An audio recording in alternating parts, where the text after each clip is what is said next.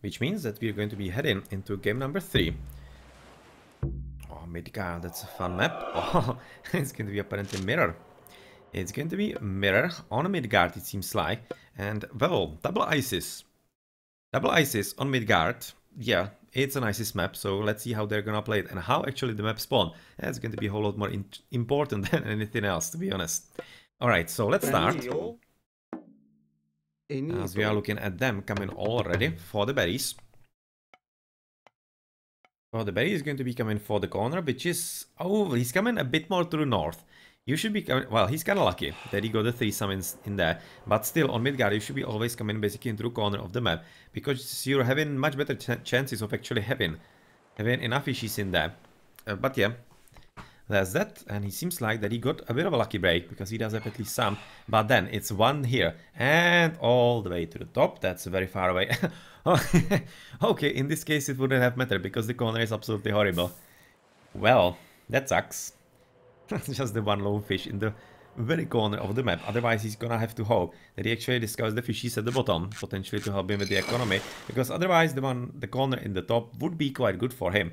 But the one on the right is not really all that much better. So it seems that basically both are having pretty bad time of having the water economy in here. Which is good to see, because at least it's gonna be quite a fair map.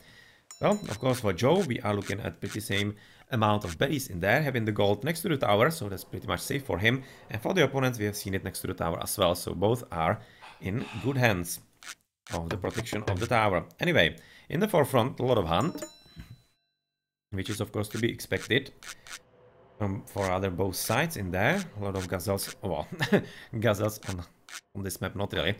Just the deer, but I'm kind of worried about this map, because it seems like that it could be in the range of the water. Or rather this TC. This part of the map and this TC. As the one at the top is definitely gonna be in range on the water, which is at least the same for both players. And in that case, it's not really that much of a worry. But looking at this one... This could get tricky for Joe. It's almost looking like that actually both his TCs are going to be in water range.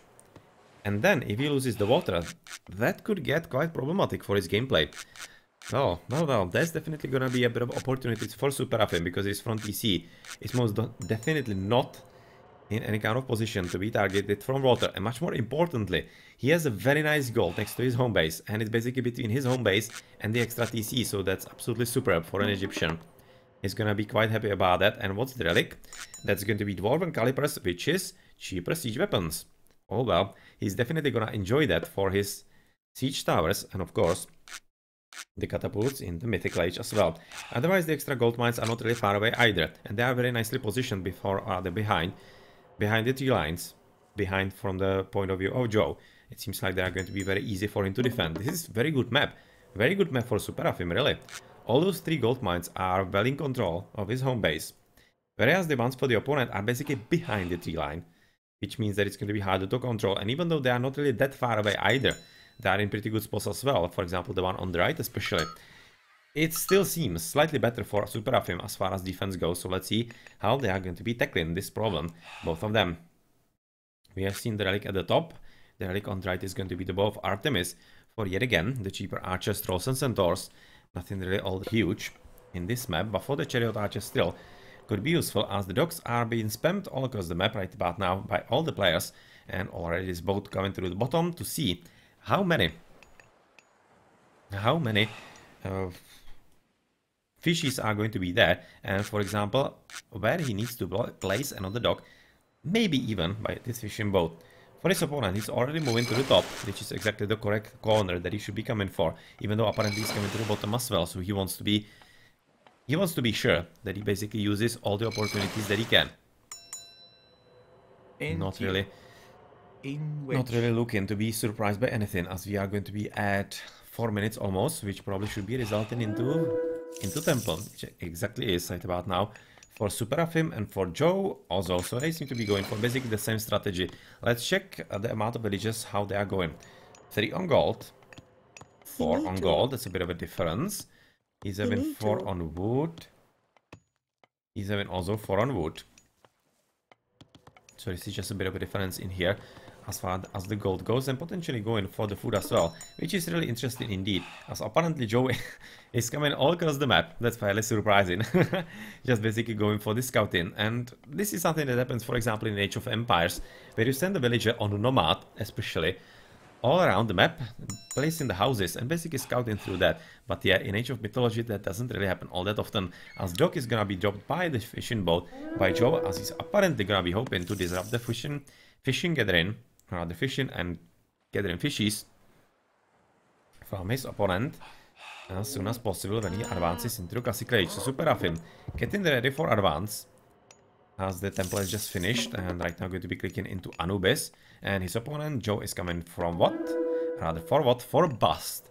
Alright, so this is already a pretty huge difference. This is basically signaling that SuperAfim is much more thinking about the water, and since he's having docks across the map, even though right now Joe is doing basically the same thing, this is gonna be a pretty huge advantage for him, as not having the snakies and having the snakies, yeah, you can guess what this is gonna do in a mirror matchup. I'm kinda right now thinking that SuperAfim might be a bit more tempted to go for classical fighting on the water, whereas Joe might be thinking about faster heroic. Let's see. Let's see what it's actually gonna be. Fairly curious indeed. There's a lot of right now houses being built, which basically is kinda telling us that he still might be wanting to produce boats in the Classical Age. That really should be happening in here, and well, otherwise in the top just fighting to stop the dock. But of course, since SuperAfim has seen that, he's already reinforcing the position, spending his resources and time to produce more docks at the top, because he's expecting that that's where the main battle is gonna happen. And of course, without the docks still being finished, it's going to be quite far away for Job to fight in there. Greek. Coming ever forward with the priest, trying to control the map and see what's gonna happen somewhere else with the obelisk. Going to be placing a bit more of them across the map, as already SuperAfim is moving forward into one of the gold mines that is quite close by the tower, and of course is the major one, and going to be protected from radiant from the top, and it's going to be just easy volling from here on the left and potentially even on the right too. Oh, it's going to be even easier in here to be safe from any kind of radiant from the opponent. So priest is gonna die. Yep, exactly into the back, and apparently moving right now forward. Moving ever forward. Now this is going to be having, rather, being advantageous for SuperAfim, because he's having plenty of docks in there and quite a lot sooner. So of course, it's going to be a bit harder for Joe to deal with. Apparently he's not coming for the heroic age. Or the heroic age, as I was maybe expecting, he's just going to be sticking with the classical fighting, which I don't really think that's such a good idea. He's right now fighting on both fronts, and it seems like that he's going to be losing on both. And Snake is still haven't been cast, so that's basically something that SuperAfim can rely on if the battle doesn't go all that well. He can just place them somewhere where he's losing. But so far he doesn't need that. He's basically winning both sides. And quite convincingly, it has to be said. And I don't really see how AoM Joe could be coming back from this. It's going to be very hard. Very hard, because he does have the opportunity still, but the Plague of Serpents right now being cast in an important spot next to the town, next to water town center, basically the dock. And of course he cannot really run away all that much, as he needs to somehow keep himself next to the dock. But I'm kind of thinking he really should be escaping, because of course this is not a good spot for him at all, even though SuperAfim is doing what he can to try and engage him in the battle, to basically let the snakies do the damage. But he needs to be a whole lot more careful, because otherwise Joe is apparently gonna be able to somehow outperform him in this spot. In the meantime, on the right, SuperAfim is advancing forward, as cabinets are right now growing in numbers, trying to get rid of the reinforcements in there. And this is actually very nicely played by Joe. He's controlling what actually SuperAfim is doing. And so far it's basically just SuperAfim trying to force himself onto his opponent, but his opponent doing what he can with the war start, and he's definitely doing a good job, but I don't think it's going to be enough in the end, because usually, especially in a mirror, it's all going to be about the proper numbers, the fast numbers, and that's simply in SuperAfim's hands, especially with those snakies. Especially with the snakies in there. So already coming into the economy right now, apparently, into the fishing boats. As on the land nothing is happening, just still a bit of water battles all across the map, and it seems like that this is exactly going to be something happening for the next minutes. Oh, armory already up. Oh well. Prosperity cast for Joe right now for SuperAfim, so both are thinking that it just might be a time for the faster heroic. Well, he does have already the armory, but he definitely needs to hurry up with the food, which is of course a huge problem for him, as he's just going for some cowies, and otherwise he doesn't have all that many fishing boats left, even though he's having poor Saint. His water battle is basically lost, and that means also the water economy, and that's not good news for him. He is having just a few of them. Just a few of them left, and he's basically doing all he can to keep them for as long as possible, to give him an opportunity to advance into a heroic age at some reasonable time, but I don't see it. Right now, Joe at 500, SuperAfim is already gonna be clicking in as soon as he finishes. Already sending in a few extras, because he does have the resources even sooner, and that's because he's having all the water economy that he can want all across the map in there, and that's working for him so well. So clicking into heroic age, that's going to be Nephthys without any kind of doubt. For the ISIS, and for Joe, it's going to be just now clicking into Nephthys as well. So it's going to be pretty much the same time. The same timing, even though it looked like that SuperAfim could have been advancing like about at least half a minute sooner if he actually timed his game properly. And the building of the armory. Otherwise, though, he's basically confirming the victory on the water. Especially on the right side, he's having basically boats absolutely everywhere. And right now, I'm kind of thinking that Joe is hoping that maybe he's advancing faster into the heroic age and could be doing something with the siege boats. But yeah, that's not going to be the case anymore, because of course we have seen that SuperAfim is going to be following close behind. Even reinforcing with some extra goats, or other goats, dogs. Saying absolutely random words sometime. Yeah, that's working in there quite alright, having a lot of economy on the gold, and even shaft mine already. How's it looking for Joe? Is he having shaft mine as well? No, he isn't. Okay, so you can see when the economy is going to be better, not only on the food sources, but also on the gold for SuperAfim, and that's of course quite hard gonna be for Joe. Even attempt to come back on the water. I'm not really sure if he's even gonna try it, especially right now since he has seen that SuperAfim is already through. Let's see if he's gonna give it a shot. I don't really think that he will, because it doesn't make all that much of a sense. He's gonna be producing at least a cabinet. Maybe making his opponent thinking that he's coming back into the water, and trying to force him to actually spend some resources on the siege boats and whatnot. But of course, we are right now in the position where these TCs next to the water are going to be a huge issue for Joe, and it's going to be very hard for him to do anything about them, especially when we are looking how SuperAfim is still inevitably closing back to the bottom, and he probably fully realizes what the problem these TCs are gonna be for Joe. In the meantime, Joe is having a bit of an opportunity to push forward, as he's coming in with the siege works ×2 and the Midgard, hoping that it's going to be faster than his opponent, which he is not gonna be all that much. Just yeah, nothing really all that major, but much more importantly, really, the golds are going to be in full-on power of SuperAfim, and not really all that much for the blue player. He's gonna have to spend a lot of resources to protect the gold mines. This is going to be basically just the safest one for him, whereas the others, oh, somebody's a bit too late. SuperAfim in here, giving an opportunity to Joe,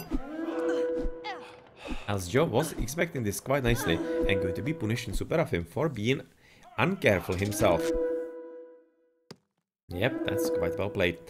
Quite well played by Joe, but unfortunately second DC already finished, whereas Joe is still not. Askemos are going to be the unit of choice together with the future archers, trying to get rid of the villagers all across the map, and basically right about now fully control those two TCs, and he's doing a good job of that.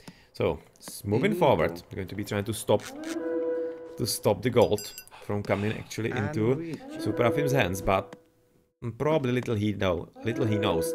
Yeah, oh, this is the reason why he was actually coming to the top, because he doesn't realize that his opponent is having two absolutely superb gold mines available to him. Oh man. Yeah, well, that sucks. That sucks for the blue player, as unfortunately he was thinking he's having such a good game. Yeah, he isn't. He really isn't. He's actually having a really bad game. And he's going to be even more disappointed very soon once he discovers the positions of the golds and the Midgards and whatnot, that it's not really going to be coming into his hands all that easily, especially with all the Radiant and the villagers even going to be stealing the TC at the bottom, and this is cheeky. This is pretty super cheeky, and something that actually SuperAfim did in the last game as well. well, has to be said that Joe did it as well. And it's almost looking at that Joe might be really looking at this TC to steal it for himself, but I don't really think that it's going to be working for him all that much. What is a bit of an advantage right now for Joe is of course the fact that both are having Ancestors, but only Joe is having Eclipse. So his Ancestors are going to be so much stronger. So potentially when he calls that, he might be having a bit of a chance to actually somehow reclaim the game for himself. But looking at the mercenaries in there, of course, and mercenaries being quite far away for Joe because he is not so far able to capture this TC, even though he's attempting it. You can see he's moving there. It's just going to be a bit too late. It seems like those two are probably gonna notice.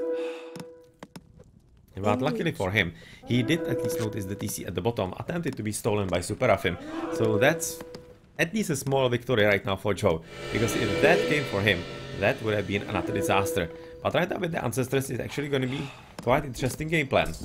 Because of course, even though this is not gonna be Ancestors against Ancestors, it's still not going to be Ancestors from his opponent. So he does have a unique opportunity to push forward.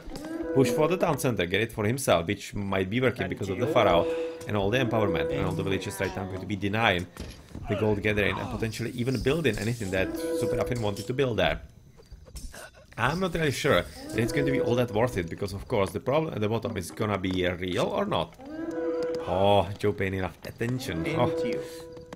Well, that's nicely played by Joe, and a bit of a shame for SuperAfim. It was a nice idea. Yeah, it's not really paying attention right now with both. Luckily he is just now, but still it's going to be way too late. Maybe gonna kill a few villages, but he's gonna fall pretty soon as well. In the meantime, still pushing forward, and gonna be interesting if the Ancestors are gonna be cast right there, because right now Joe is still coming forward, even going to be coming for Han, as of course the water is pretty much lost. There's not really kind of doubt. All the boats from SuperAfim across the map are actually going to be a bit of an issue for him, because they are gonna be eating population limit, and I'm not sure that actually SuperAfim is all that aware of that. But it's almost looking like that we are gonna see counter Ancestors. Oh, at the bottom though. Well, this is funny. I was maybe expecting that he might be wanting to cast them at the top, basically support his little push that was kinda brewing there, but apparently not. He's gonna be much more interested in stealing the TC from his opponent and hoping that he can basically control even the one at the left, which he will, and basically with all the Ancestors coming into the economy and killing everything in there, which is not a bad idea at all, because of course there are no priests. All the army from Joe is in the forefront, and of course if the mercenaries are going to be in enough numbers, SuperAfim should be able to defend this. So that was nice thinking by him. Nice thinking by him to surprise his opponent, and it seems like that it just might be working, but at the same time, this push is not really half bad by Joe, and if he finishes with the siege works, and I would be much more interested in and on the Midgard, to be honest. Yeah, just siege towers are not gonna win this for you. Should be heading a bit more for the defensive properties of the castles. Yeah, well, the mercenaries still are going to be in enough numbers in there, but the gold is slowly running out, and I'm not all that sure that he's gonna be having enough. He still does have enough in there. TC has been finished, and it's already 45 TC. With siege works coming up as well, so apparently, probably, tough time, very tough time coming for Joe in here, because he doesn't really have any defenses other than mercenaries. And he doesn't have all that much of a gold. He can basically spend it in there for like, I don't know, maybe one attempt or whatnot, but otherwise he's not really doing all that well. He's definitely not doing well enough next to this TC, and once he actually somehow loses it, which might be coming, Joe is in here with the resources. His opponent is not coming into Mythical Age either, but yeah, Anubites, good idea, once he needs something melee that is going to be useful against all those 4 elephants. Well, this seems to be basically equalish. Not really any kind of advantage to be had for either player, but it's almost looking like that it's gonna be switching for SuperAfim, as the units are getting up in numbers, and the Chariot Archers are doing a good job of actually dishing the damage and not really having to move all that much.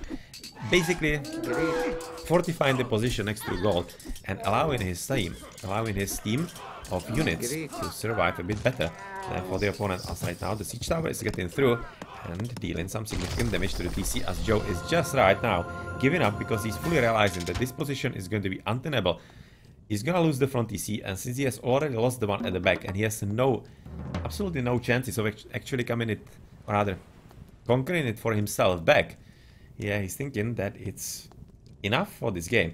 And SuperAfim in the ISIS mirror is going to be winning and inching into the victory. As he's right now at 2-1, and it's going to be just one away from potentially advancing into the semifinals, or for Joe, it will be taking the remaining 2 games to advance himself. So let's check the post game with SuperAfim winning everything. Has to be said that the map spawn was very nice for him, but it was not the winning condition. What was the winning condition, I think, was the better play on the water, as that of course gave a huge advantage to SuperAfim in the economy and allowed him to control the map a bit better. Wow, that's a difference in the economy, a huge one. 4,000, that's 8. That's like 12,000 resources more for SuperAfim. You can see even the civilians are in absolutely another universe. Well, that's of course because SuperAfim was having the TCs quite sooner. Especially the second one, of course. Whereas Joe, he was just going for 1 TC for a very long time, and that's just not gonna work all that much in that case. But yeah, SuperAfim, a lot of military. Units killed the same as for Joe. But even the better efficiency wasn't enough for the blue player. You can see basically 2 seconds differences in the advances in both ages, in both classical and heroic. 39, 29 and 41, 31. Interesting. But no upgrades for Joe as opposed to SuperAfim. And the most units actually cabinets still. Was maybe expecting that, for example, mercenaries or maybe chariot archers could have been a bit more numerous, but apparently not. But this is a huge problem, of course. The civilian units being absolutely in another universe. That's something that Joe cannot overcome. In a mirror, like almost no chance. Okay, GG.